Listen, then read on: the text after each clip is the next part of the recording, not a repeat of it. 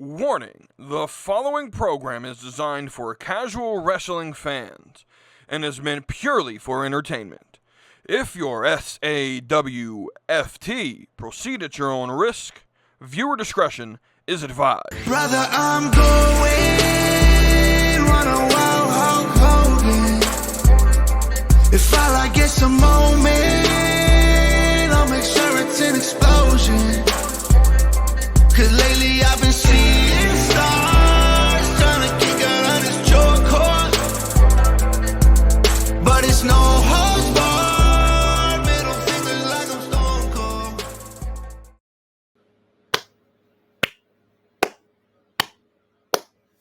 Cold. What is good, ladies and gentlemen? This is WETOODEEP. We are back with another episode of the Slap and Meat Wrestling Podcast.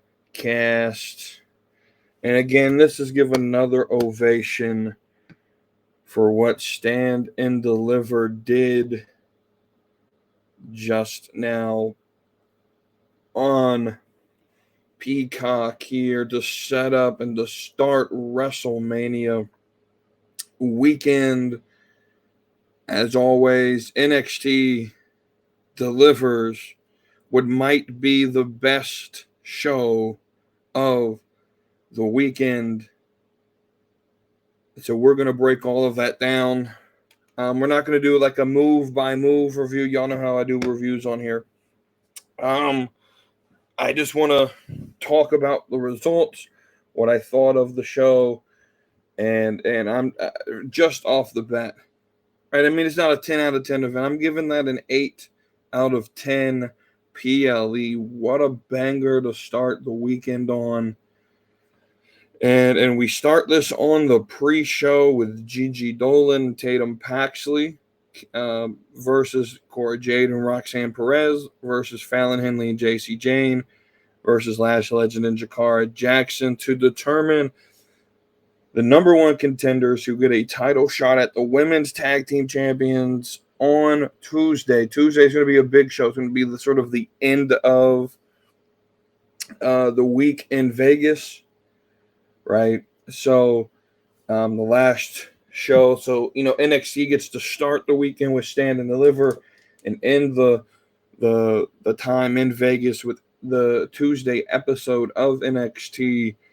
And this was a pre-show match, and it was a solid tag team match. We had Gigi Dolan and Tatum Paxley picking up the victory, which was very intriguing to me. More than likely, because I like to look into these things. This just tells me that Liv and Raquel are going to defend the titles on Tuesday and win the match this weekend. Though Tatum set up during Stand and Deliver in a backstage interview this idea of, does that mean I get to, or does that mean there's an opportunity that I would have to face Lyra, right? We know that history between Tatum and Lyra.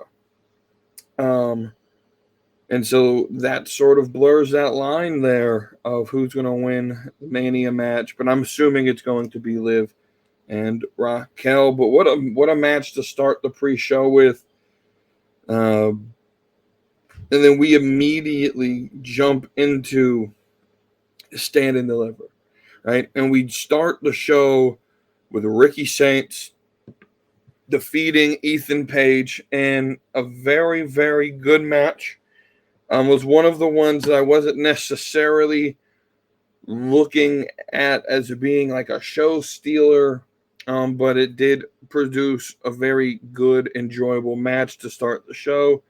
You had your Tony Fumble chant. They were chanting, "Thank you, Tony," because of all the releasing of Ricky Saints and Ethan Page that led to this banger of a match that we got to start the show.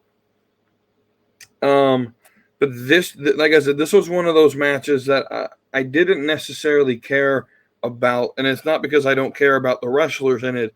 It's more so that there were a lot of other matches on this card that I cared a little bit more about the story, right? Starting with the next one, the NXT Tag Championship Fraxium defending against Tank and Tank. And bruh, let me tell you something. I don't know if I said this on Tuesday when we made our predictions, that my thought was this was going to be match of the night. And I'm still processing the whole night, and so I'm not exactly certain if I would make this match of the night. At this point, we'll make that that announcement at the end of the podcast. But Hank and Tank win. They beat Fraxium, which is, again, that was my prediction. Like, I just figured the way this story was going, they really set up Hank and Tank to win this match and story. This gives Nathan Fraser an Axiom the ability now to go join the main roster. I can kind of expect them maybe on Monday to be a surprise on Raw. But I kind of figured this would happen. Hank and Tank is a very good tag team. Very good tag team. A lot of chemistry between both of them. Let's talk about Tank Ledger here. His real name, Joe Spivak, played at Northwestern University as a defensive lineman, was part of the first NIL class. So this is, again, James talks about Junkyard James. He says all the time, well, the PC doesn't produce superstars, that NIL stuff. Well, you have Obafemi, who's champion, and now you have Tank Ledger, who's from the first class, who's a champion, and right, and so not everyone in the program, right, makes it, but you also got to understand that the NIL program is, hey, we're gonna pay you to be basically a brand ambassador while you're playing college sports, and when you graduate, it's not even a guarantee. What it is you can sign with us, and we'll give you an opportunity. Right, but a lot of the people that I assume a lot of the people who get the WWE NIL stuff have zero interest in actually being a wrestler. But when Joe Spivak, which is now Tank, when he signed with NIL, he gave a promo to announce it that at the time I said was better than 95% of independent wrestlers and even some of the main roster NXT people at the time. I knew he would be a big star just from that first promo he cut to announce he was part of NIL.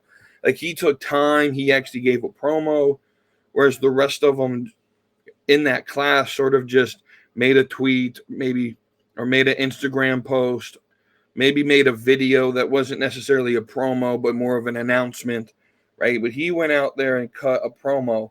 And I knew at that moment that this dude was going to be a star in this business. And here we go. Tank Ledger, Hank Walker, Hank and Tank, honk. And they are the new NXT Tag Team Champions. I'm happy for them. I think this also sort of makes the tag division a little bit more even, right? I feel like Fraxium was so much better than the rest of the NXT tag division that it felt like every time they were in a match they were going to win. And so now that Hank and Tank are, like, it feels a little bit more even in that tag division. And so we'll move forward with the ladder match for the Women's North American Championship. Zarya, Thea Hale, Lola Vice, Kalani Jordan, Issy Dame, and Sol Ruka. What a match this was, right? I'm never really a fan of ladder matches, especially women's ladder matches. I feel a lot of times like women's ladder matches are a little bit more dangerous, and they struggle sometimes with using the ladder as a weapon. This didn't really have that issue. It was a solid ladder match. And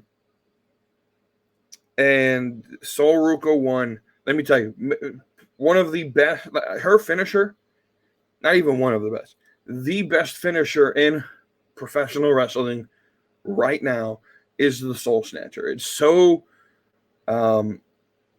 usable. You could use it in almost any circumstance, right? The one she did off the ladder top tier phenomenal. I don't really have a lot to say about the match itself. Everyone in this match performed very well. And yeah, I expect the Sol Ruka. Like, that was a surprise to me. I assumed that it was going to be Zarya. I have a feeling it's going to be Sol and Zarya battling for the title as we go forward. Next match was Dark State, which was Dion Lennox, Shaquan Sugars, and Osiris Griffin with Cutler James on the outside against the D'Angelo family. Sax Lorenzo, Tony D'Angelo, Luca Crucifino. Dark State ends up winning because of the turn of Stax. Right? Now, WWE, NXT, the bookers, whoever produced this match, did a really good job here. Because on Tuesday, I told everyone that Stax was going to be the one that turns, right? And I should have stuck to that gut feeling, but I didn't, because the way they produced the match made it feel like Tony was going to be the one to turn on Stax. Just the way that his facial expressions were and all of that, right? And so for Stax to actually be the one, and they were sort of just guiding us through, that's how you tell a story. That's what I mean when, producers can control how you feel, right? They that's literally their job, and they did a very good job in execution of this turn. Definitely see Stax versus Tony D'Angelo being a major feud in NXT through the spring into the summer.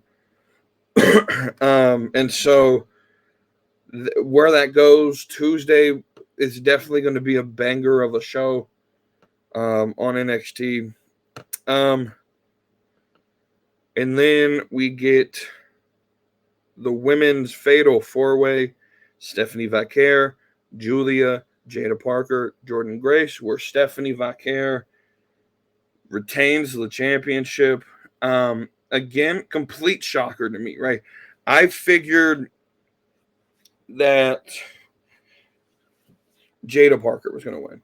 Just in the way I felt about this, but Stephanie will. Now, what makes sense of this now is the reported, I haven't seen it on WWE's page, but WrestleVotes has announced that NXT will be running a Worlds Collide event in a partnership with Triple A,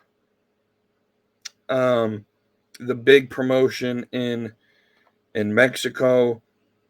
And this makes sense as to why Stephanie would be the champion heading into that. And I would assume that she's not leaving anytime soon because of this.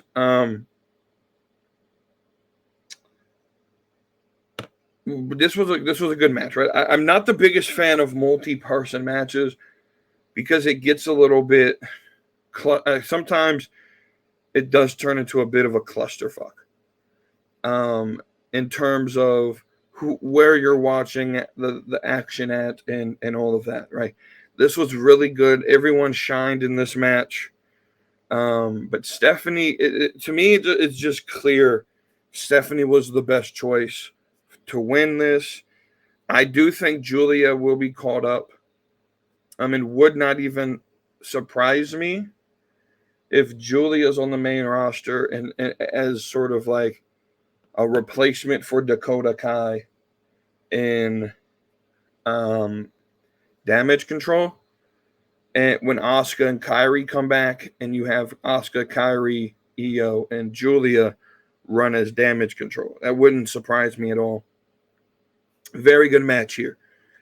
And then we get our main event, which was, again, just very good. Very good. Javon Evans is crazy insane. I do think this is the last show in NXT for Trick Williams. I think he shows up on Monday or Friday as like the Raw SmackDown after Mania. I do think the next big feud will be Javon Evans and Oba Femi, right? And I've said this since Oba won the title, and even before then, I thought this year's Stand and Deliver would be Javon versus Oba with the David and Goliath story. I think they're just pushing that back a few months. It may not be Battleground. I think Battleground's the next PLE for NXT.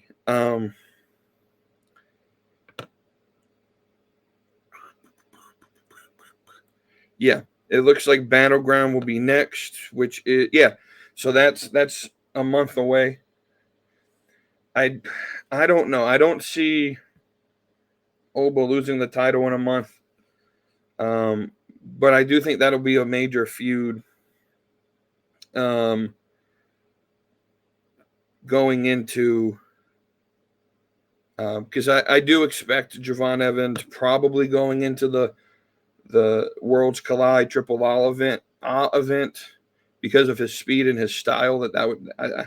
I could see that happening. Yeah, I don't have a lot much to say. This was just going to be like an overall, like me processing the event episode, just a short thing to check in with everyone. I don't have a lot to say about the event. I mean, if you watched it, you know how good it was. So going through that,